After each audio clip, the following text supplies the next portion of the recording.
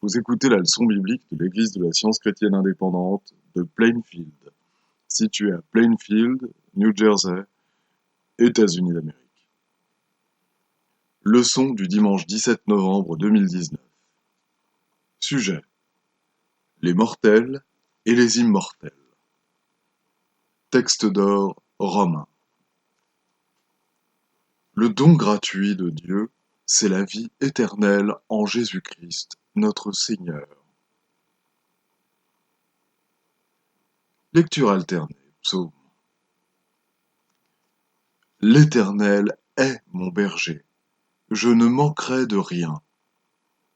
Il me fait reposer dans de verts pâturages, il me dirige près des eaux paisibles. Il restaure mon âme, il me conduit dans les sentiers de la justice à cause de son nom. Quand je marche dans la vallée de l'ombre de la mort, je ne crains aucun mal, car tu es avec moi. Ta houlette et ton bâton me rassurent. Tu dresses devant moi une table en face de mes adversaires. Tu oins d'huile ma tête, et ma coupe déborde. Oui, le bonheur et la grâce m'accompagneront tous les jours de ma vie, et j'habiterai dans la maison de l'Éternel jusqu'à la fin de mes jours. La Bible. Dieu a tant aimé le monde qu'il a donné son Fils unique afin que quiconque croit en lui ne périsse point, mais qu'il ait la vie éternelle. Dieu, en effet, n'a pas envoyé son Fils dans le monde pour qu'il juge le monde, mais pour que le monde soit sauvé par lui. Je rends grâce à celui qui m'a fortifié, à Jésus-Christ notre Seigneur, de ce qu'il m'a jugé fidèle, en m'établissant dans le ministère, moi qui étais auparavant un blasphémateur, un persécuteur, un homme violent. Mais j'ai obtenu miséricorde parce que j'agissais par ignorance, dans l'incrédulité. C'est une parole certaine et entièrement digne d'être reçue que Jésus-Christ est venu dans le monde pour sauver les pécheurs dont je suis le premier. Mais j'ai obtenu miséricorde afin que Jésus-Christ fît voir en moi le premier toute sa longanimité, pour que je servisse d'exemple à ceux qui croiraient en lui pour la vie éternelle. Jésus dit: Je suis le bon berger. Mes brebis entendent ma voix. Je les connais, et elles me suivent. Je leur donne la vie éternelle, et elles ne périront jamais, et personne ne les ravira de ma main. Mon Père, qui me les a donnés, est plus grand que tous, et personne ne peut les ravir de la main de mon Père. Moi et le Père, nous sommes un. Un chef interrogea Jésus et dit: Bon maître, que dois-je faire pour hériter la vie éternelle? Jésus lui répondit: Pourquoi m'appelles-tu bon? Il n'y a de bon que Dieu seul. Tu connais les commandements. Tu ne commettras point d'adultère. Tu ne tueras point. Tu ne déroberas point. Tu ne diras point de faux témoignages. Honore ton père et ta mère. J'ai, dit-il, observé toutes ces choses dès ma jeunesse. Jésus, ayant entendu cela, lui dit: Il te manque encore une chose. Vends tout ce que tu as, distribue-le aux pauvres, et tu auras un trésor dans les cieux. Puis viens et suis-moi. Lorsqu'il entendit ces paroles, il devint tout triste, car il était très riche. Jésus, voyant qu'il était devenu tout triste, dit: Qu'il est difficile à ceux qui ont des richesses d'entrer dans le royaume de Dieu. Car il est plus facile à un chameau de passer par le trou d'une aiguille qu'à un riche d'entrer dans le royaume de Dieu. Ceux qui l'écoutaient dirent: Et qui peut être sauvé? Jésus répondit: Ce qui est impossible aux hommes est possible à Dieu. Pierre dit alors: Voici, nous avons tout quitté et nous t'avons suivi. Et Jésus leur dit: Je vous le dis en vérité, il n'est personne qui ayant quitté, à cause du royaume de Dieu, sa maison, ou sa femme, ou ses frères, ou ses parents, ou ses enfants, ne reçoivent beaucoup plus dans ce siècle-ci et dans le siècle à venir la vie éternelle. Lorsque le Fils de l'homme viendra dans sa gloire, avec tous les anges, il s'assiera sur le trône de sa gloire. Toutes les nations seront assemblées devant lui. Il séparera les uns d'avec les autres, comme le berger sépare les brebis d'avec les boucs. Et il mettra les brebis à sa droite et les boucs à sa gauche. Alors le roi dira à ceux qui seront à sa droite, venez, vous qui êtes bénis de mon Père, prenez possession du royaume qui vous a été préparé dès la fondation du monde. Car j'ai eu faim, et vous m'avez donné à manger. J'ai eu soif, et vous m'avez donné à boire. J'étais étranger, et vous m'avez recueilli. J'étais nu, et vous m'avez vêtu. J'étais malade, et vous m'avez visité. J'étais en prison, et vous êtes venus vers moi. Les justes lui répondront, Seigneur, quand avons-nous vu avoir faim, et t'avons-nous donné à manger, ou avoir soif, et t'avons-nous donné à boire? Quand avons-nous vu étranger, et t'avons-nous recueilli, ou nu, et t'avons-nous vêtu? Quand avons-nous vu malade, ou en prison, et sommes-nous allés vers toi? Et le roi leur répondra, Je vous le dis en vérité, toutes les fois que vous avez fait ces choses à l'un de ces plus petits de mes frères, c'est à moi que vous les avez faites. Ensuite il dira à ceux qui seront à sa gauche, Retirez-vous de moi, maudits, allez dans le feu éternel qui a été préparé pour le diable et pour ses anges. Car j'ai eu faim, et vous ne m'avez pas donné à manger. J'ai eu soif, et vous ne m'avez pas donné à boire. J'étais étranger, et vous ne m'avez pas recueilli. J'étais nu, et vous ne m'avez pas vêtu. J'étais malade et en prison, et vous ne m'avez pas visité. Ils répondront aussi, Seigneur, quand avons-nous vu ayant faim ou ayant soif, ou étranger, ou nu, ou malade, ou en prison, et ne t'avons-nous pas assisté? Et il leur répondra, Je vous le dis en vérité, toutes les fois que vous n'avez pas fait ces choses à l'un de ces plus petits, c'est à moi que vous ne les avez pas faites. Et ceux-ci iront au châtiment éternel, mais les justes à la vie éternelle.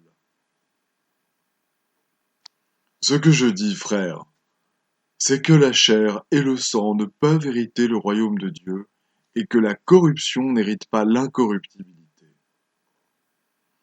Voici, je vous dis un mystère.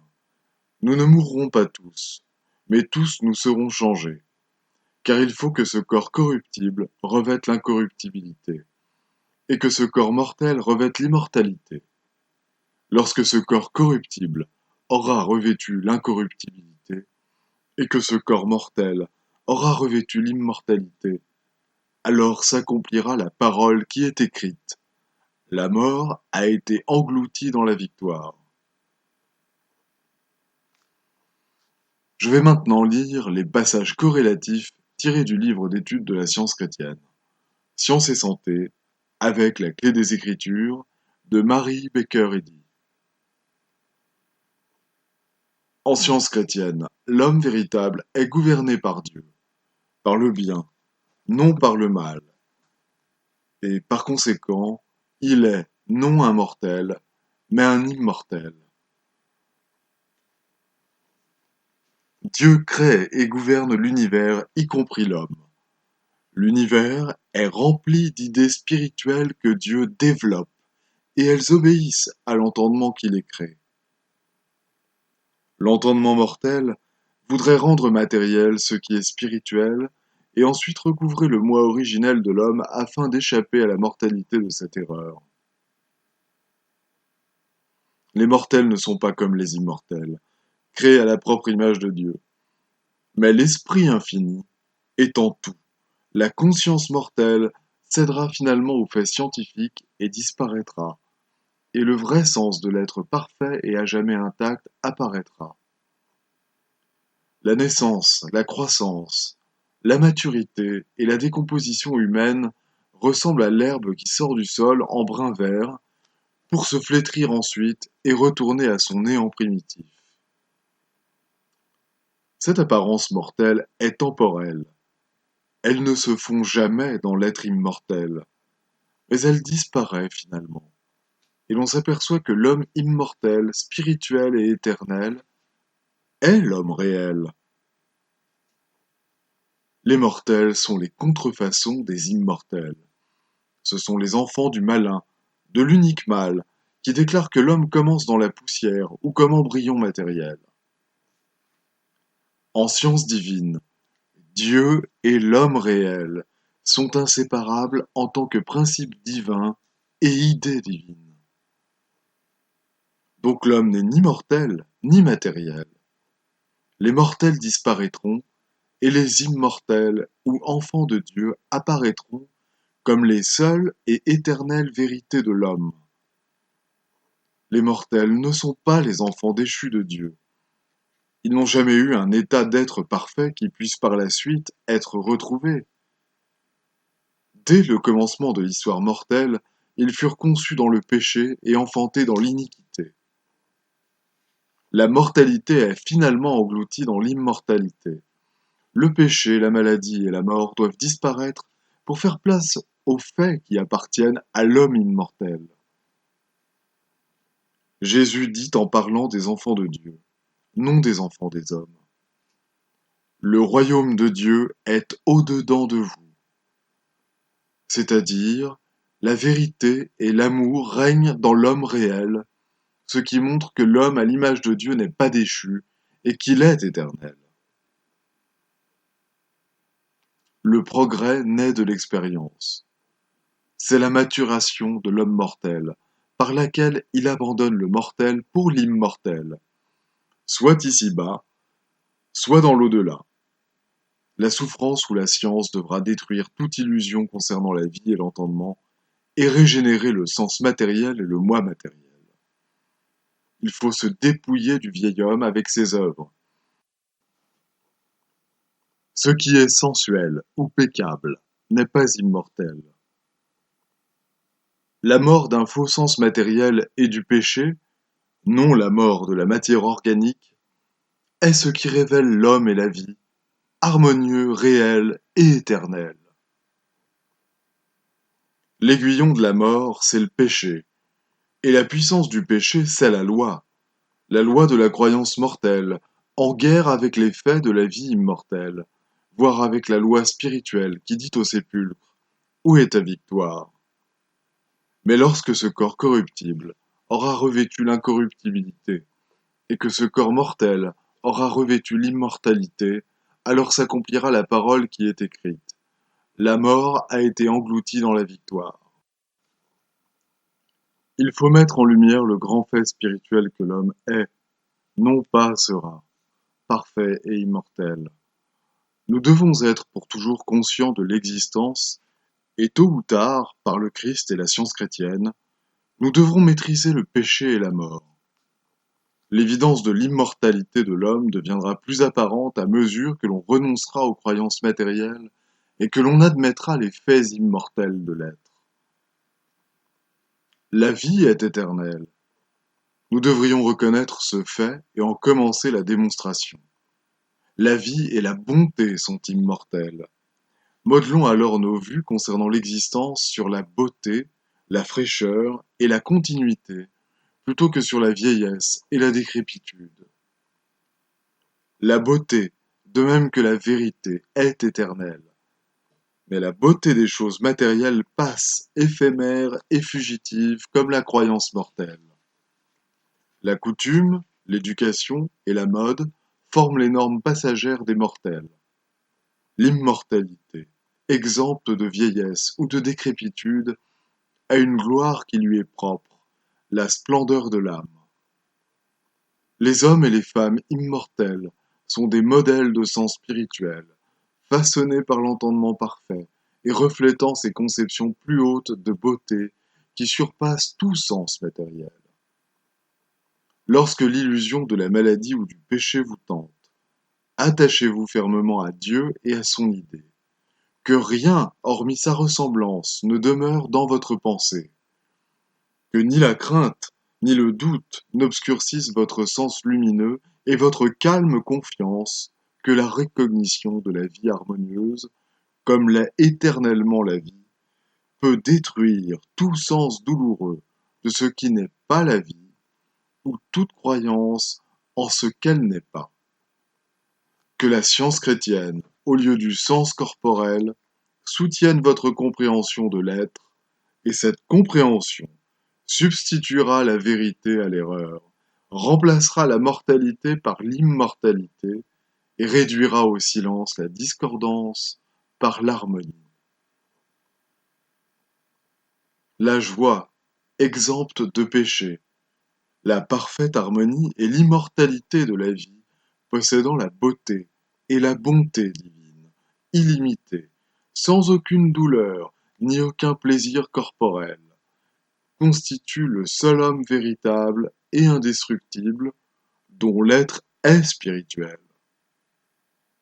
Cet état d'existence est scientifique et intact, perfection que seuls discernent ceux qui ont la compréhension finale du Christ dans la science divine. La mort ne saurait jamais hâter cet état d'existence, car il faut que la mort soit vaincue, non subie, avant que l'immortalité paraisse.